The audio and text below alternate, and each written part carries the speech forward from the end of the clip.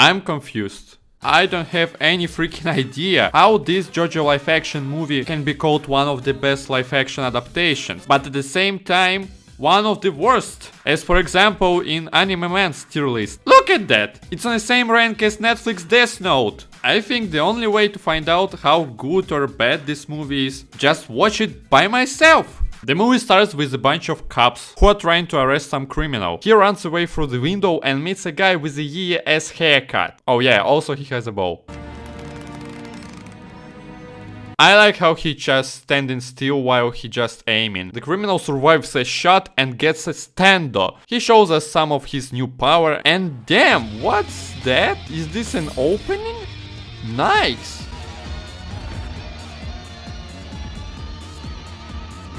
Oh, never mind, we just get baited. At least there is actually a nice Jojo reference. In this world, Rohan's art style is the same as Araki. By the way, this is Koichi-kun. He is kind of like the main character in this story, at least in the first few minutes. They show us some Morio, and to be honest, it feels more like some part 5 town in Italy. After which Koichi gets bullied by some random dudes, but at that time Josuke was passing by, and film can't just show us Josuke. Oh no, my friends. This introduction was probably one of the cheesiest moments in movie history.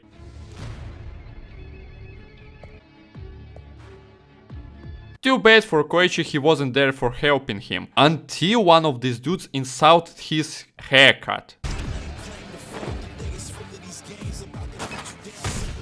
Excuse me, but who the fuck decided it's a good idea to put some American rap in this scene? And wow, Jojo with a realistic blood looks edgy as fuck. I mean, it looks like Josuke almost killed this dude.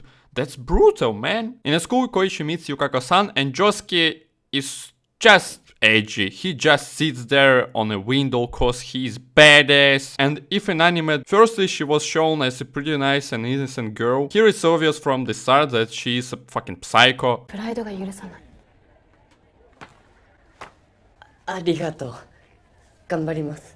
I can't comprehend why is she so addicted to Koichi if he just transferred to their town 3 days ago. If you ever thought that YouTubers' ads are lame and uncreative, just look at that.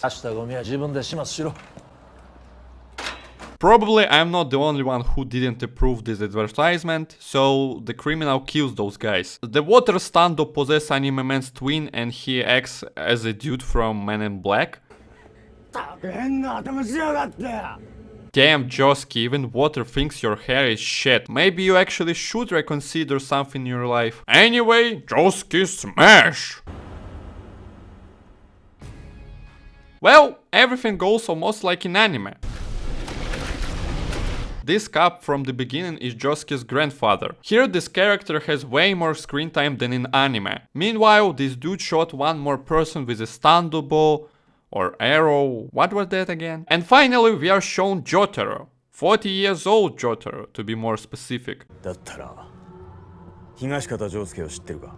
And I think this is the moment when you can't make everybody happy. Look at Jotaro's hair. Yeah, it's almost exactly the same as in manga or anime, but do you really think it's a good idea to make this cap in real world?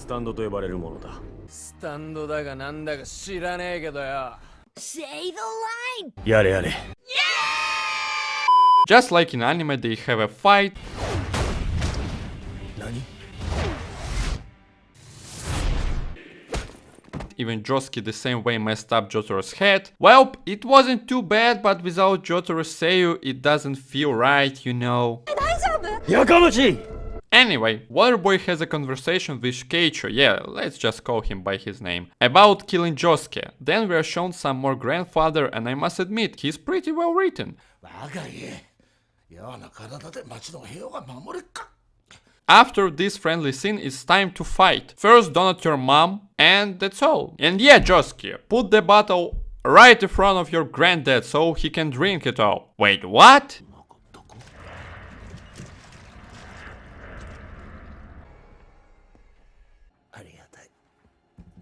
You know, in anime his death was so unimportant. We saw him literally for like few seconds, but here it's pretty sad because he was actually a good character here. And that makes me hate Josuke for not hiding the bottle or at least warning him. Meanwhile, the water boy starts a fight with Jotaro and almost gets Josuke, but Zavardo and Oro deals a lot of damage!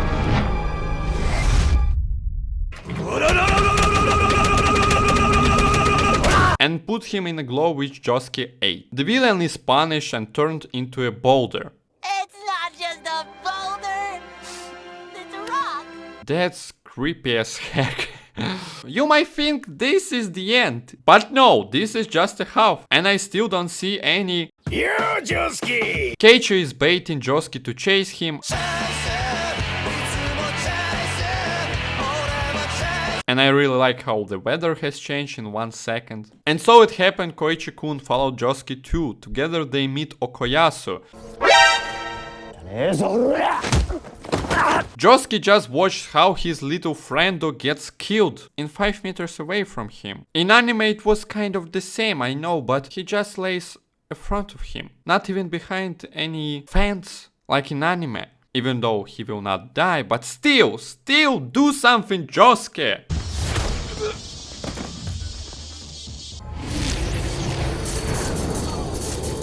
After a few seconds, Josuke realizes how the handle works and wins it in a pretty interesting way, I guess.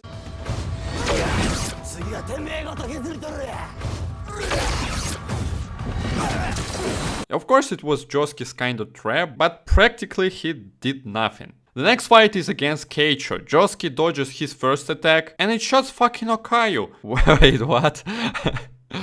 And it shots fucking Okuyasu. Okay guys, we got it. He's evil. Like really evil. And we must hate him. Okay, that's fine. Seriously, he shot his own brother twice? Isn't it too much, you know? What's next? He's going to give us 10 rolls on Genshin anniversary or what? Anyway, Josuke heals Okuyasu in another room, after which comes back where this dude was waiting for him all along. Like a true NPC, I guess. But this time Okuyasu helps Josuke to save Koichi, and because Koichi survived the arrow, now he also has his ex Stando. Even though in anime Koichi was Sasibaka, at least he looked respectively. In this film, watching how 25-year-old acting like this is just a pure cringe. Josuke almost loses a fight, and maybe you remember this scene from the anime.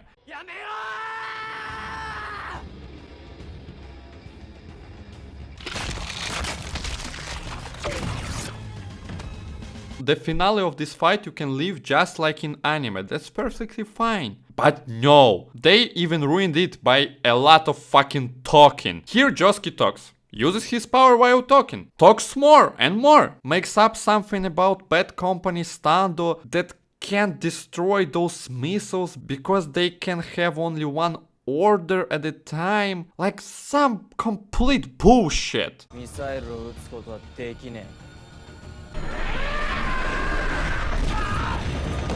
2017, particle disappearance is still the cheapest effect out there. In the end they find out why Keiichi uses bow and arrow. I mean just an arrow. He wants to find a Stando which can kill their father.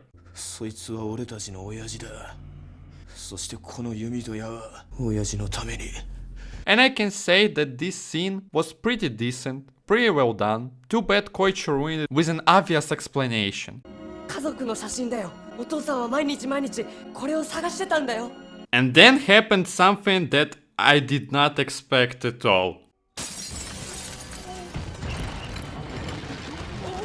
Fucking sheer heart attack is here, like what? I wasn't prepared for this. Sheer heart attack is killing Keiichi. Like what the hell is going on? After credits we see Kira Yoshikage's home. All of the attributes like clip nails and of course woman hand with the arrow? That's so fucking random that I actually want to see the next part. Too bad it's probably never going to happen cause it's been 4 years since this movie came out. What can I say? I am afraid to watch another live-action adaptations, if this is one of the best of its kind. Even though this movie is trying its best to repeat the anime, it still sucks. I think it's a two-edged sword. You can't completely change the universe and characters as for example in Attack on Titan live-action adaptation. But it's also not good when even characters characters from real world look so silly and even trying to act and sound exactly the same as an anime. They just like on some cosplay show, you know. I already admitted a good side, it's Josuke's granddad.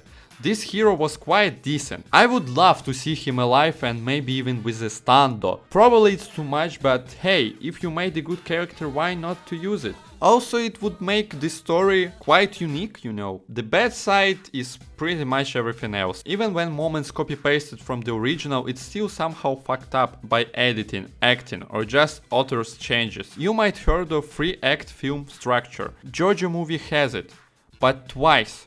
Just because this movie is basically repeating 5 episodes, it has 2 arcs. And after watching first one, viewer already has a feeling of finished story. But no, there is 1 more hour to it. And yeah, it's 2 hours long! For example, in other live-actions, they take a lot of episodes and squeeze them for 1.5 hours, which is not always a good thing, but at least I think it makes some sense. Here there's only 5 episodes. Quick math, 5 multiplied by 18 minutes equals 90 minutes. So director had to add 30 more minutes to this story. And I might suggest, but I think creators were sure that there is going to be 1 more film. So they added more storylines from the anime, like Koichi's girlfriend, which makes this movie so freaking long and unfinished. But still, I hope there is going to be a sequel, so we will be able to see Kira Yoshikage. Maybe if this movie was concentrated on his storyline, it might have worked. Thank you guys for watching this video. Please subscribe, leave a like, also watch my other videos. Bye bye!